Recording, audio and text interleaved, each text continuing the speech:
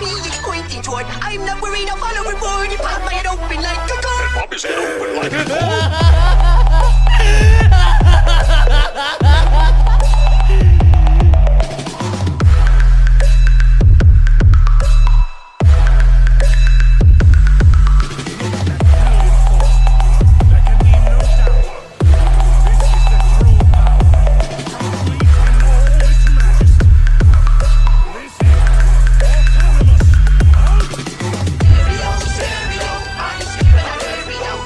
इस एपिसोड की स्टार्टिंग में हम देखते हैं कि गोकू और कुम्बर ये दोनों बात कर रहे होते हैं।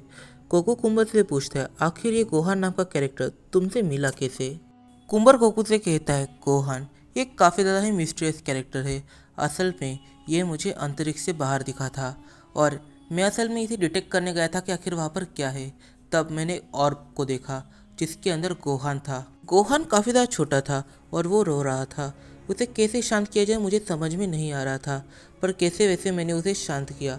फिर मैंने पूरे डिस्ट्रिक्ट में ये अनाउंस किया कि उसे एक लड़का मिला है और जिसका भी वो लड़का है वो यहाँ पे आके उसे ले जा सकता है, पर कोई भी नहीं आया। इसकी वजह से मैंने उसे पाला।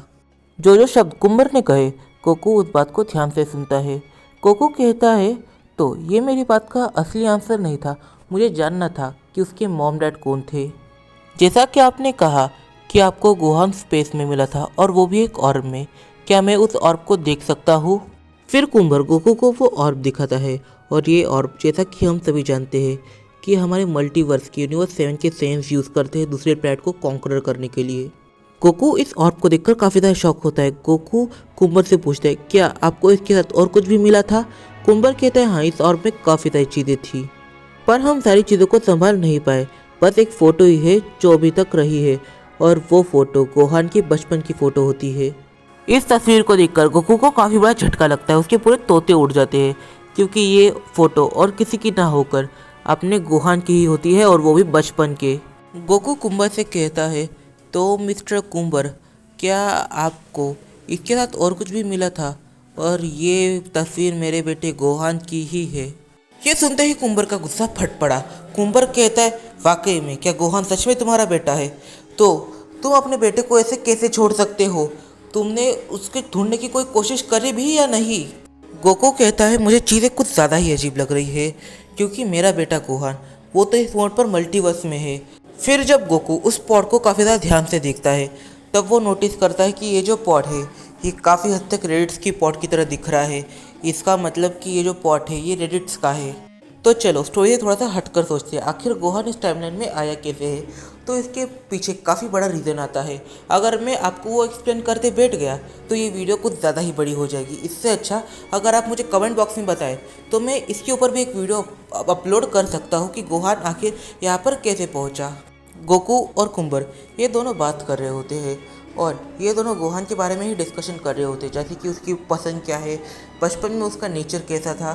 तब कुम्बर काफ़ी बार ये कहता है कि उसने बताया था कि उसके फादर का नाम भी गोकू है, पर कुम्बर ने ऐसा सोचा कि ये एक कोइंसिडेंस भी हो सकता है। तभी जिस रूम में वो लोग बात कर रहे होते हैं उस रूम में कुम्बर का एक गार्ड आकर कहता है मैजेस्टिक गोहान कैसल में आ चुके हैं। फिर जब वो लोग गोहान से मिलने जाते हैं तब हम लोग देख पाते हैं कि गोहान का जो स्किन कलर है वो थोड़ा सा डार्क है और उसने काफ़ी ज़्यादा अजीब कपड़े पहने हुए हैं जैसा कि कोई सैन एम्परर पहनता है। जैसे ही गोहान गोकू को देखता है वो गोकू को काफ़ी ज़ोर से गले लगा लेता है। पहले तो सारी चीज़ें एकदम नॉर्मल होती है पर धीरे धीरे गोहान की आंखों में आंसू आ रहे थे और गोकू से शांत करने की कोशिश कर रहा था।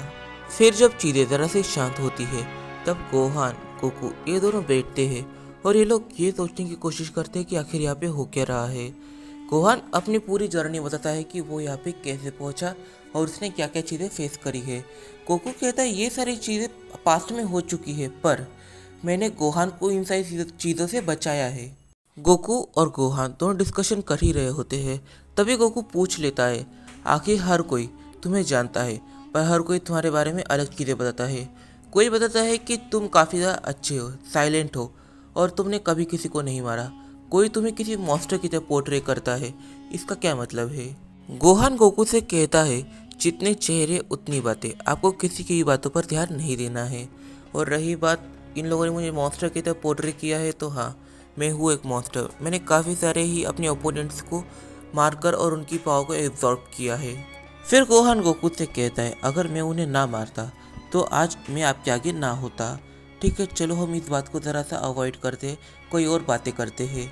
फिर गोकू गोहान को समझाता है कि हर कोई अपनी लाइफ में एक दूसरा मौका डिजर्व करता है। तुम्हें उन्हें जान से नहीं मारना चाहिए था, उन्हें बेहोश करके छोड़ देते तो फिर भी काम चल जाता। अब गोकू गोहान को समझाने लग जाता है कि उसे लोगों को नहीं मारना चाहिए, इनफैक्ट उसे लोगों की हेल्प करनी चाहिए स्ट्रांग बनने में। गोहान गोकू की सारी बातें सुन रहा होता है और वो गोकू की सारी बातें सुन रहा होता है। इसका ये मतलब नहीं कि वो गोकू की सारी बातों को मानेगा, वो गोकू की सिर्फ बात सुन रहा है, उसे मानने नहीं वाला। फिर अचानक से गोकू गोहान से कहता है तो चलो ट्रेनिंग पर। गोहान जरा सा शॉक होता है पर फिर वो गोकू के साथ ट्रेनिंग करने को मान भी जाता है। गोहान को ये नहीं पता कि गोकू की ट्रेनिंग का मतलब है एक फ्रेंडली बैटल। गोहान अपने बैटल आर्मर को उतार कर उसके क्लासिकल रूप में आ जाता है, मतलब कि वो ऑरेंज यूनिफॉर्म। गोहान कहता है तो चलो डैड ट्रेनिंग को स्टार्ट करते हैं। गोकू गोहान से कहता है ट्रेनिंग का असली मतलब होता है एक फ्रेंडली बैटल, तो तुमने अपना बैटल आर्मर को क्यों उतारा? गोहान गोकू से कहता है असल में मैं उसके अंदर इतना कंफर्टेबल नहीं हूँ, इसी वजह से मैंने ये यूनिफॉर्म पहन लिया। इस मोड पर गोकू जानता है कि उसकी छोटी हुई ट्रांसफॉर्मेशन गोहान को नहीं हरा सकती। इसी वजह से गोकू अपनी सबसे ज़्यादा पावरफुल ट्रांसफॉर्मेशन में चले जाता है, यानी कि शैडो ट्रांसफॉर्मेशन का 3rd स्टेज। गोकू गोहान से कहता है अपने आप को होल्ड बैक बिल्कुल भी मत करना, अपने आप को पूरा अनलिश कर दो। फिर गोहान अपनी पूरी पावर तो नहीं दिखाना चाहता था, इसकी वजह से गोहान अपनी मिड ट्रांसफॉर्मेशन दिखाता है और उसकी मिड ट्रांसफॉर्मेशन होती है सुपर सैयन 4। अब आप लोग के दिमाग में एक सवाल आ रहा होगा कि शैडो ट्रांसफॉर्मेशन क्या कि सुपर सैयन 4 क्या ही टिक पाएगी, पर ये दोनों अलग अलग जगह पर रहे हैं और अलग अलग जगह से सीखे हैं। इसकी वजह से इनके ट्रांसफॉर्मेशन में ज़मीन आसमान का फ़र्क आता है। इन दोनों की ही बैटल स्टार्ट हो जाती है। इस बैटल में गोकू काफ़ी ज़्यादा अजीब चीज़ें नोटिस करता है, जैसे कि गोहान सीधा सीधा रियलिटी के साथ खेल रहा होता है। फिर गोहान काफ़ी ज़्यादा फेमिलियर मूव गोकू के पास करता है और ये मूव और कोई नहीं कामेहामेहा होता है। गोकू गोहान से हार जाता है। तब गोकू गोहान से पूछता है आखिर में देखा कि तुम काफ़ी सारी चीज़ें चेंज कर रहे थे, जैसे कि पहले जहाँ पर मैं खड़ा था तुम अचानक से वहाँ पर पहुँच गए और जहाँ पर तुम थे मैं वहाँ पर पहुँच गया।